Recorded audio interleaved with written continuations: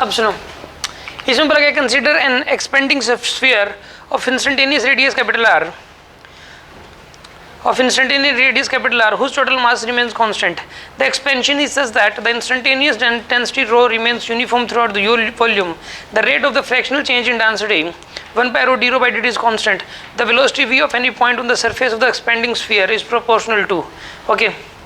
देखिए अब जैसे कि ये वाला क्वेश्चन है, करते हैं इसको।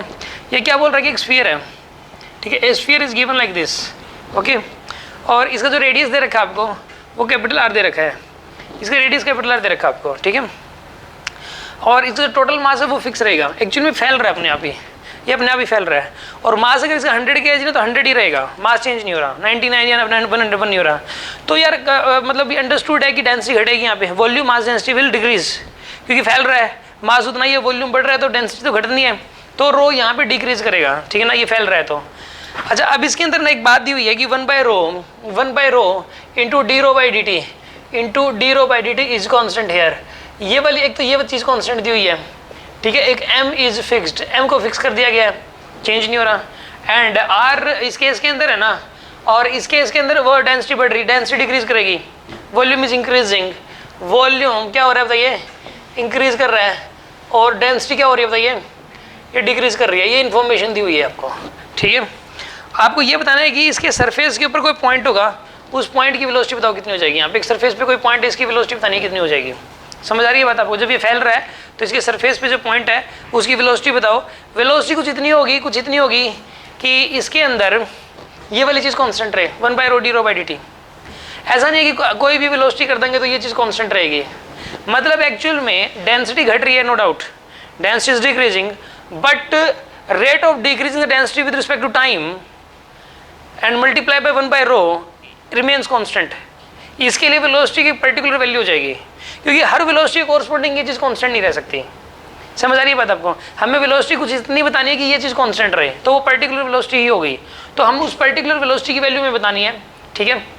आप ऐसा करो, इस क्वेश्चन को करने के लिए देखो D rho by D T word use कर लिया, इसको देख के मैं पता लग रहा है डिफरेंशियल इक्वेशन का यूज करना है, यहाँ पे डिफरेंशियल फॉर्म ऑफ इक्वेशन का यूज करना है आपको, डिफरेंशियल फॉर्म का, ठीक है ना। एक्चुअल में और एक और चीज़, इसके अंदर जब ये क्वेश्चन सोल्व करते हैं तो इसमें ऐसे दो क्वेश्चन है इसमें डिफरेंशियल फॉर्म का यूज किया गया है। तो डिफरेंशियल फॉर्म जो है वो अक्सर आई जाती है एग्जाम के अंदर। आप इसके लिए देखो, पहले जनरल इक्वेशन, इसके अंदर जिसकी डिफरेंशियल फॉर्म लिखोगे पहले तो वो इक्वेशन लिखते हैं हम लोग मास वॉल्यूम रो वगैरह की टर्म्स में, तो इक्वेशन यही बन सकती है, m is equals to rho into V, mass is equals to यहाँ पे रो इंटू में 4/3 pi R cube, this is the mass, ठीक है, ऐसे लिख सकते हैं हम लोग।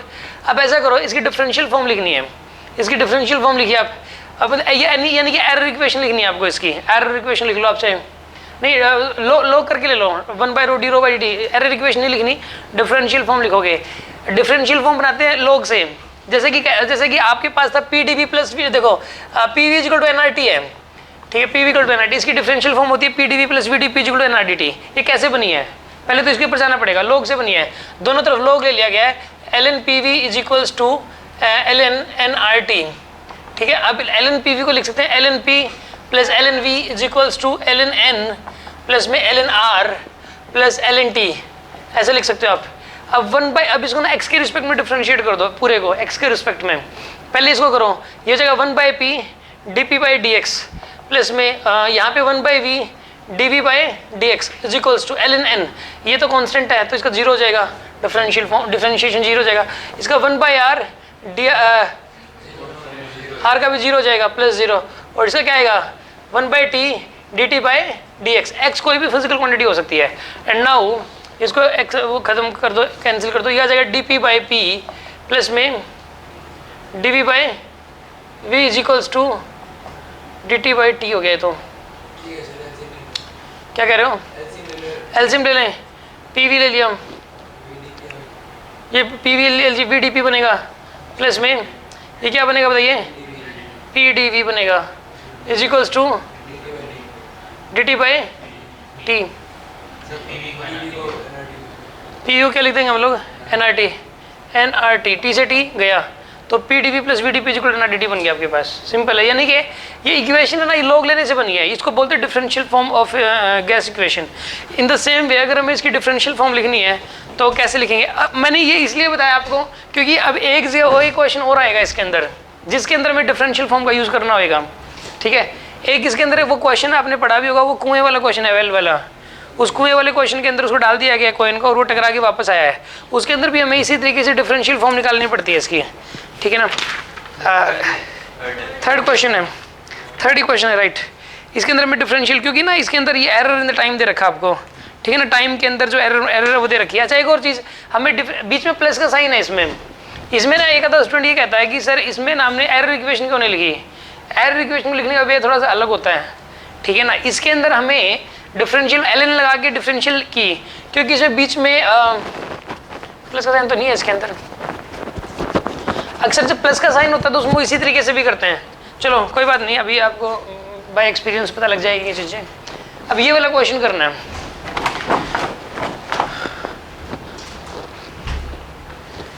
अब सुनो, देखिए इसको करते हैं हम लोग। इसको करोगे आप, यहाँ पे L N M is equals to L N rho plus L N 4/3 pi plus का एल एन आर क्यूब। इसका कितना क्या आएगा इसका डिफरेंशिएशन?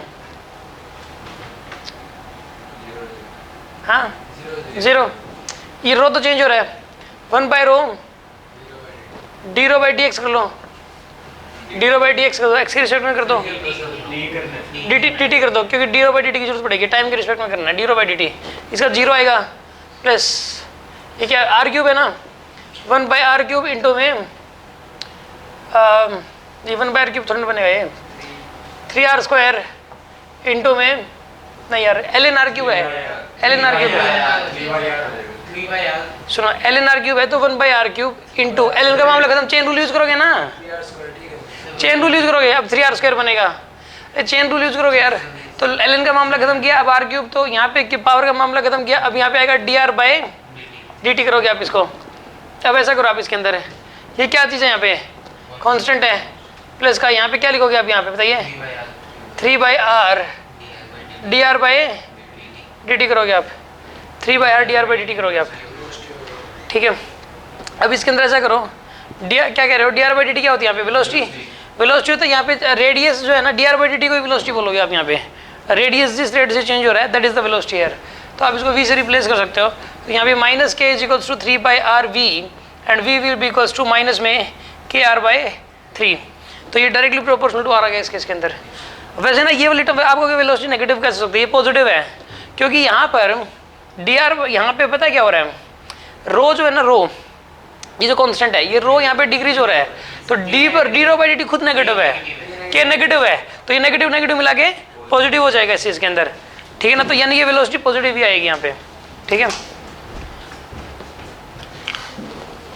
अच्छा अब सुनो, ये क्वेश्चन भी हो गया, इसका बी ऑप्शन करेक्ट है, ऑप्शन बी इज करेक्ट। हाँ जी, कोई डाउट है किसी के मन में?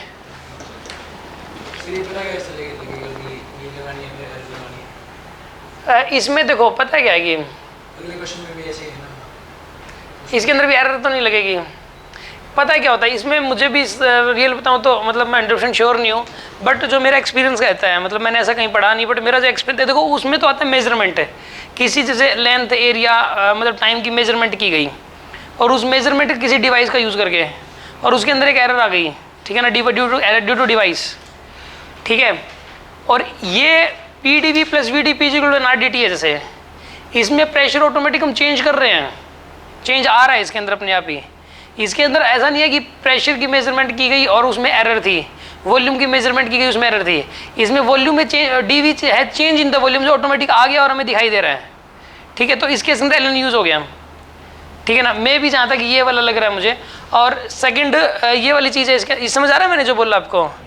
अब जो ऑटोमेटिक चेंज आ रहा है, जैसे कि अब एक बात बताओ कि मतलब मैं ये कह दूं कि भाई सिंपल पेंडुलम है 2π√L/g टाइम पीरियड होता है, मैंने उसकी लेंथ जानबूझ के बढ़ा दी, खुद बढ़ा दी, 10 मीटर दी 12 मीटर कर दी, तो अब इसमें एल एन वाला यूज़ करोगे ना अब। और उसके अंदर ये कहते हैं कि सिंपल पेंडुलम की लेंथ की मेजरमेंट में जो एरर है वो इतनी है, जी की मेजरमेंट में एरर इतनी है, तो टाइम पीरियड में कितनी एरर आएगी, तो उसके अंदर एरर इक्वेशन यूज करोगे, अदरवाइज आप ये वाली लॉग वाली इक्वेशन यूज करोगे। अच्छा, अब जैसे कि अगर हम बात करें इसके अलावा, चलो आप समझ गए चीज़ को, और बाय एक्सपीरियंस ही आपको धीरे धीरे चीज़ आती रहेगी ये वाली, ठीक है ना।